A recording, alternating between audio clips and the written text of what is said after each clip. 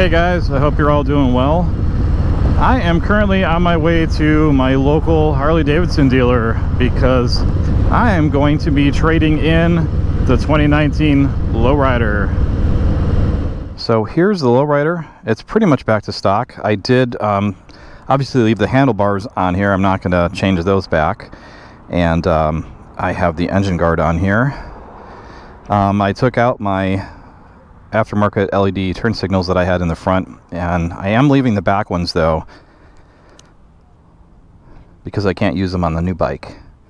So the saddlebags are gone. Those had a little unfortunate accident, which I'll talk about a little bit later. There are certain things about this bike that I've never really been totally into, and I kind of was going mainly off of the price point when I made my purchase, and there were certain things that I thought I could get used to, like all of the chrome, and that's been a little bit tough.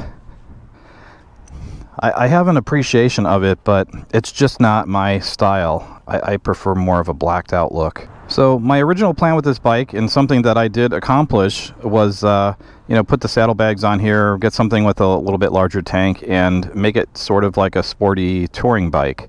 I no longer need something for long distance. I mainly want a commuter bike, and there are other options that will serve me a little bit better than this one. So the other thing about the Lowrider is that I've never been a fan of the gauge location. Every time I try to see this bottom gauge here, I have to dip my head so far that my helmet hits my chest.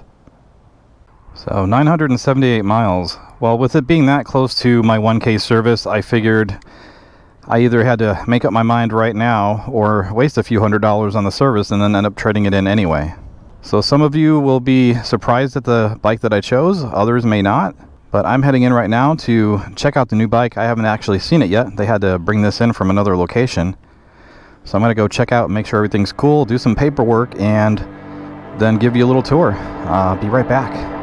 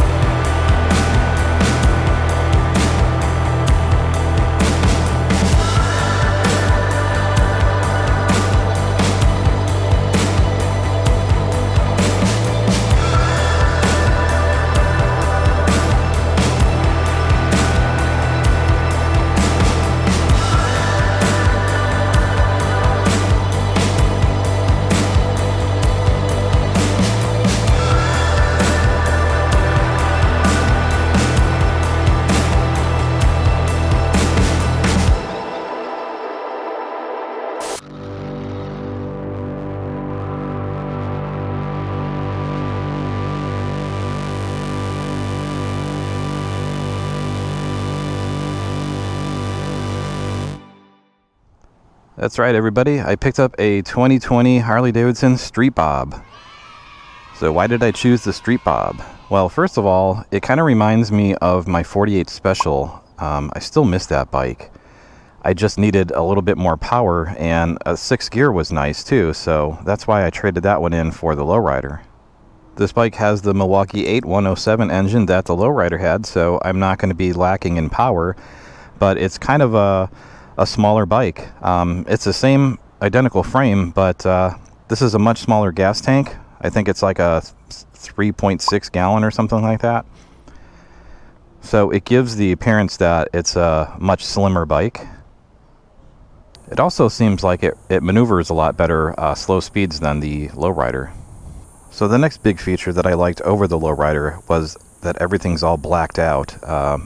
In my opinion, the Lowrider had a little bit too much chrome. That's personal preference, but I definitely prefer the blacked out look over all of the chrome features. I did test ride a number of other bikes before I chose this one, including the Lowrider S and the Fat Bob.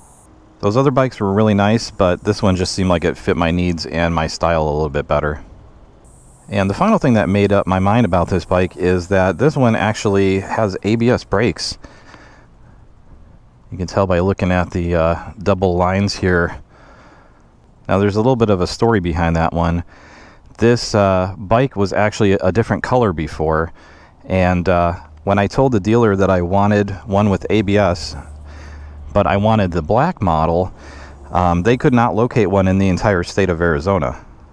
But they did find one in a spruce color at another dealer that did have ABS. So they did what they called a tin swap, where they pulled the tank off and the front and rear fenders off of the bike that you actually like the color of, and then they put it onto the bike that has the features that you're looking for. In my case, it was a bike that had ABS on it. So basically the dealer made this bike for me. Now they did tell me that it's a common practice, but I feel like this one is a custom bike now, so kind of a little bit more special than it was before. Now just a little bit of a backstory behind this bike. I did consider this one and I test rode this one before I bought the lowrider, but there were a couple things that put me off on this bike. One of those reasons was the size of the tank. Now right now I'm actually looking for this size because my riding needs have changed and I'm looking more for a commuter bike. I really didn't need the super large tank on here, but at the time that I purchased it, I definitely was. I was looking to do kind of like a sport touring bike. The spoked wheels, for some reason, I did not like these last year. After riding for a little bit longer, I kind of appreciate them a little bit more, so I really like the look now. So the final reason that put me off on this bike originally was the seating position, and I still feel that way. The seating position is a little bit cramped for somebody that's a little bit taller. Again, I am 6 feet tall, and it is a little bit of a crunch riding this bike. It's not much worse than the stock seat on the lowrider, but I do feel a little bit scooted forward towards the tank on this bike than I did on the lowrider. So I do plan on swapping a seat out on this as one of my first upgrades. So that's my big reveal on the 2020 Street Bob. So stay tuned if you want to see what upgrades I have planned for this. I have ordered some parts already. But if you liked the video, click that like button, and I will see you guys on the next one.